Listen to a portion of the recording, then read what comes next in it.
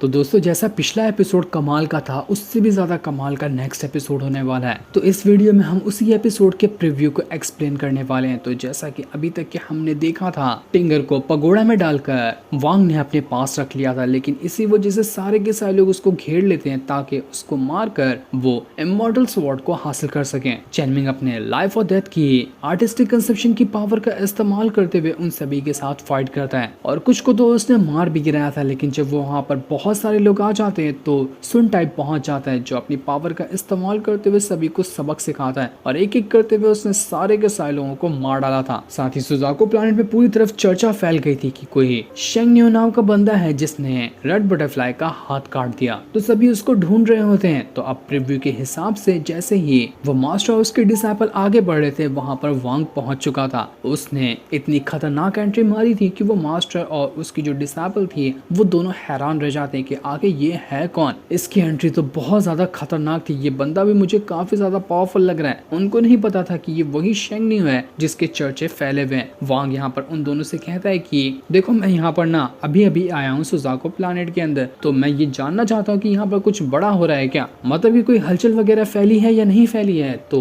वो जो मास्टर था बताने के लिए थोड़ा सा घबरा रहा था, लेकिन उसकी जो डिसाइपल होती है वो वांग को बता देती है कि हाँ, यहाँ पर बिल्कुल हलचल फैली हुई है, कोई शेंग न्यू नाम का बंदा है जिसने रेड बटरफ्लाई का हाथ काट दिया। तो पूरा सुजाको प्लैनेट उसको ढूंढने में लगा हुआ है। सबसे बड़ा मैटर यही हाल फिलहाल यहाँ पर चल रहा है जिसके पीछे सारे लोग पड़े हैं। वांग हैरान कि अरे वाह, यहाँ पर तो मेरा ही नाम फेमस है। ये दहशत देखकर मुझे बहुत अच्छा लगा कि लोग मेरे नाम से ही डर रहे हैं। उस लड़की के यहाँ पर वांग को बताने पर वांग उसको कुछ पिल वगैरह भी दे देता है, क्योंकि वो लड़की अपना ब्रेक थ्रू नहीं कर पा रही थी, तो पिल की मदद से अपना ब्रेक थ्रू कर जाएगी। इसके बाद वांग उसी जाओ कंट्री को अच्छे से एक्सप्लोर करने लग गया था। वो इधर उधर घूम रहा होता है ताकि देख सके कि इतने टाइम आने के बाद यहाँ पर क्या यहाँ पर कुछ बदला या नहीं बदला। तो वहीं हम ली मुवान को देखते हैं जो अपना युनतियान सेट के अंदर बैठकर गुकिन वगैरह बजा रही थी। उसकी हालत दिन ब दिन काफी ज्यादा खराब होती जा रही थी। उसने कई बार अपना ब्रेक थ्रू करने का ट्राई किया, लेकिन वो अपना ब्रेक थ्रू कर ही नहीं पा रही, और अगर ऐसा ही रहा और ज्यादा टाइम तक कि वो ब्रेक थ्रू नहीं कर पाई तो उसकी जान भी जा सकती है। वो यहाँ पर गुकिन बजाते बजाते वांग को याद कर रही थी कि वांग, तुम कहाँ पर हो, काफी टाइम हो गया तुमसे मिले हुए, मैं तुमसे मिलना चाहती हूँ। कहीं ऐसा ना हो जाए कि तुमसे मिले बगैर ही मेरी जान चली जाए, ये चीज मैं बर्दाश्त नहीं कर पाऊंगी। तो वांग, तुम कहीं पर भी हो ना, तुम मुझसे कम से कम आखिरी बार तो मिलने आ ही जाओ, मैं बेसब्री से तुम्हारा आने का इंतजार कर रही हूँ। वहीं पर कुछ एल्डर वगैरह भी मौजूद थे जो कि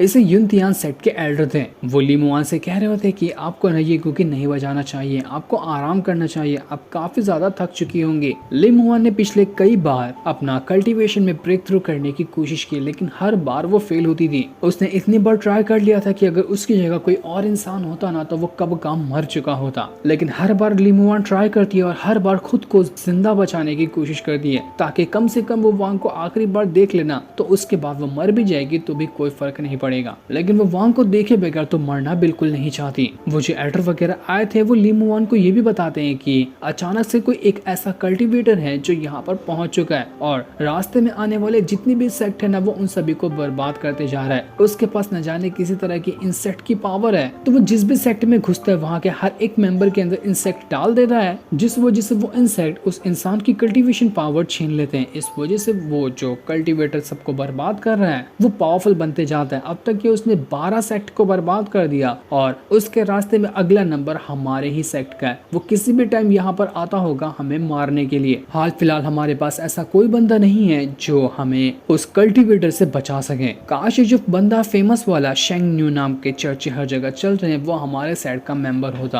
काश ऐसा हो जाता तो वो हमें पक्का उस कल्टीवेटर से बचा लेता। लिमुआन कहती कि देखो, जितने भी यहाँ पर लोग हैं ना सेट के अंदर, उन सभी को हम यहाँ से भेज देंगे। मैं आपको आपकी सोल पावर भी वापस कर दूंगी जिसकी मदद से आप यहाँ से जा सकते हैं। दोस्तों, आपको याद होगा कि जब वांग यहाँ पर आया हुआ था पहले के टाइम पे, जब उसने ली मुआन को शादी के टाइम बचाया था, तो उसने सारे के सारे एल्डर की सोल पावर को लेकर उसका कंट्रोल ली मुआन को दे दिया था ताकि कोई भी एल्डर उसके खिलाफ ना जा सके। तो वही सोल पावर की बात कर रही थी कि ली मुआन सभी एल्डर को उनकी सोल पावर वापस कर देगी तो वो सब एल्डर यहाँ से भाग सकते हैं। लेकिन एल्डर वगैरह इसके लिए तैयार नहीं होते। वो आखिरी दम तक के यहाँ पर ली मुआन का साथ देंगे और इस सेट को बचाने की कोशिश करेंगे, क्योंकि भले से ही उनकी सोल पावर का कंट्रोल ली मुआन के पास था, लेकिन एल्डर ने कभी भी ली मुआन के साथ गद्दारी करने ना उसके ऊपर हमला करने की कोशिश की। देखते ही देखते वो जो कल्टीवेटर था वो ली मुआन के सेक्ट में भी पहुंच जाता है और यहाँ पर आने के बाद वो तहलका मचाने लग गया था। उसके पास कई सारे कीड़े वगैरह थे तो वो कीड़ों से ही पूरे सेक्ट के ऊपर हमला कर देता है। पूरा सेक्ट देखते ही देखते बर्बाद होने के कगार पे आ चुका था। कई सारे एल्डर उससे फाइट करने जाते हैं लेकिन कोई फायदा नहीं होता। इसके बाद वो जो कल्टीवेटर था वो यहाँ पर आवाज लगाते हुए कह रहा होता है कि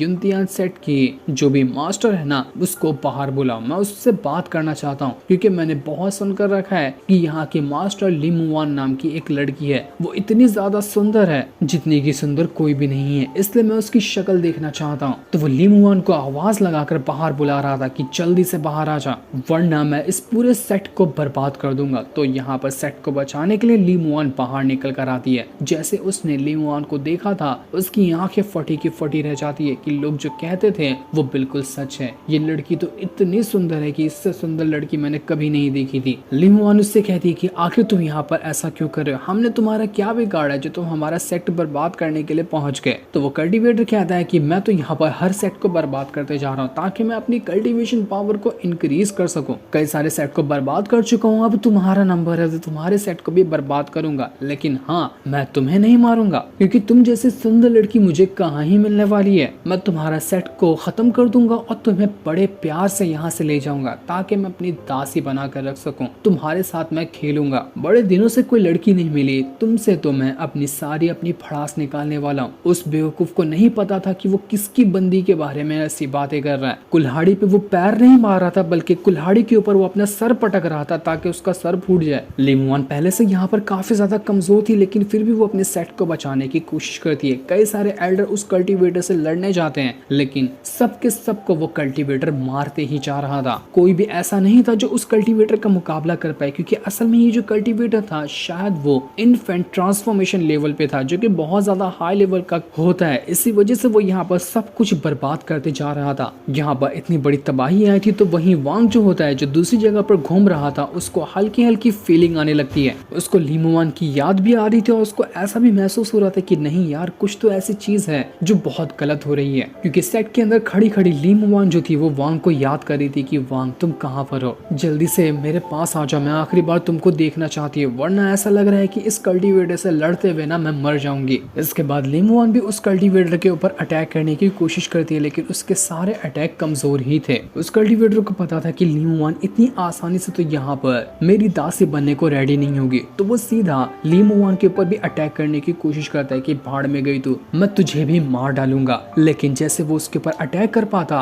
अचानक से वहाँ का मौसम बदल जाता है और एक ऐसी भयंकर वाली आवाज गूंजी थी वहाँ पर जो कह रही थी कि आखिर तेरी औकात कैसी हुई जो मेरी वाइफ के ऊपर तूने ऐसी नजर उठा के देखा है। वो आवाज इतनी खतरनाक थी कि आसपास की पूरी जमीन हिलने लग जाती सिर्फ उस आवाज से, और ये आवाज किसी और के नहीं बल्कि वांग की ही थी जो पूरे गुस्से के साथ वहां पर आ चुका था, पूरे धमाके के साथ। उसकी आवाज सुनकर उसकी शक्ल देखकर जो वो कल्टीवेटर की हालत खराब होती है उसकी रूह तक कांप गई थी क्योंकि इतने ज्यादा गुस्से में वांग गया था यहाँ पर कि उससे ज्यादा पहले इतना गुस्सा वो कभी नहीं हुआ था। पूरी गुस्से के साथ वो यहाँ पर पहुंच चुका था। नॉवेल के हिसाब से यहाँ पर वांग उस कल्टीवेटर को ऐसा मारेगा कि उसके धज्जियां उड़ाकर रख देगा, जो चीज प्रीव्यू में नहीं दिखाई गई। हो सकता है कि वो एपिसोड में दिखाई जाएगी जो कि संडे को रिलीज होने वाला है। तब तक के लिए थैंक्स।